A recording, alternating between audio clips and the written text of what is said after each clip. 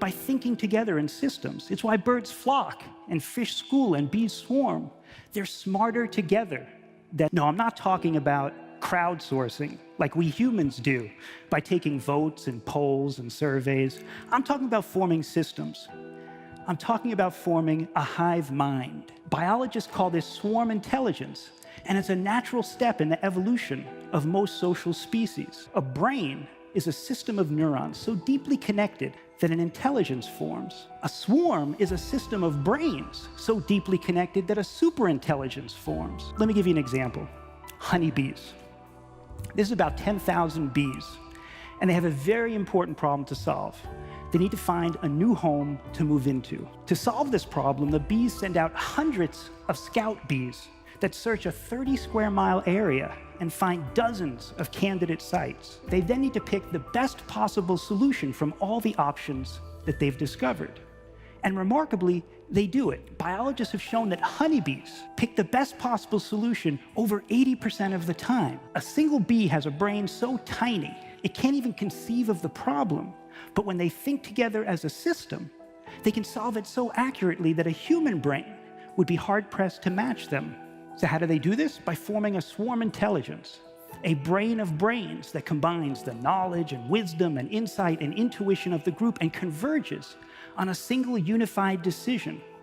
A hive mind is nature's way of aggregating the diverse perspectives of a population and maximizing their collective wisdom.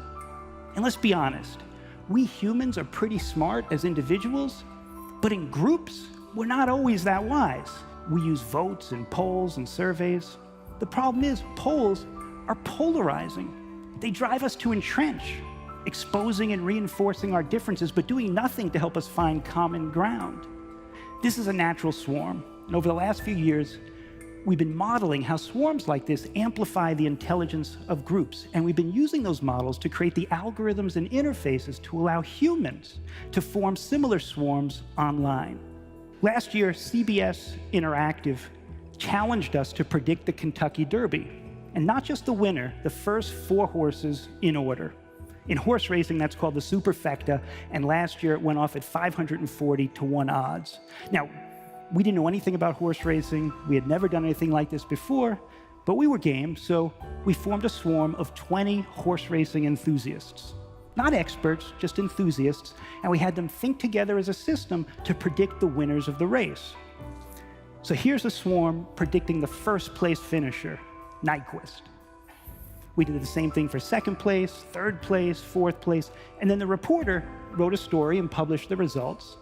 She even went to the Kentucky Derby, placed a bet on the superfecta, and tweeted out her ticket, which put some pressure on us. So how did we do? We nailed it.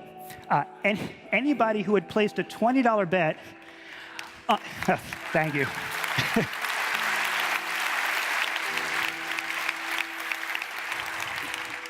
So anybody who had placed a $20 bet on our predictions would have won $11,000. I placed a $20 bet and won $11,000. The reporter placed a bet. A bunch of her readers placed bets. One of her readers reported winning $50,000. Now, this is remarkable, but what's even more amazing is that of the 20 people in the swarm, not a single one of them got all 4 horses right on their own. In fact, by taking a vote, they only got 1 horse right out of 4. But by thinking together as a swarm, they were perfect. That's the power of swarm intelligence. Let me give you another example. Last year, Newsweek challenged us to predict the Oscars. So we formed a swarm of 50 movie fans, not experts, just regular fans, and we had them think together as a system to predict each of the categories. So here's the swarm predicting Best Actress, and you can see them pushing and pulling on the system, moderated by our AI algorithms and converging on Brie Larson. And we did the same thing for each of the different categories, and then Newsweek published our predictions, which put some pressure on us. So how do we do? Let's compare the individuals to the swarm. So those 50 movie fans, as individuals, were 40% accurate. That's not great, but predicting the Oscars is hard. By taking a vote, those 50 movie fans were 47% accurate, which is a little bit better. But by thinking together as a swarm, They jumped all the way up to 76% accurate. That's almost double the accuracy of the individual members. And what's even more amazing is we can compare to the average professional movie critic, which was 64%. In other words, by thinking together as a swarm, these average movie fans became an artificial super expert that was able to beat the New York Times, the LA Times, Rolling Stone, Variety. Now, these are just two examples, but study after study show that when people think together in swarms, they can amplify their intelligence by 20%, 40%, 60%, and that's using current technology. The long-term potential is likely much greater. After all, if a swarm of bees can solve complex problems that would challenge a human brain, a swarm of humans should be able to solve problems that we can't even conceive. We should be able to form a true superintelligence.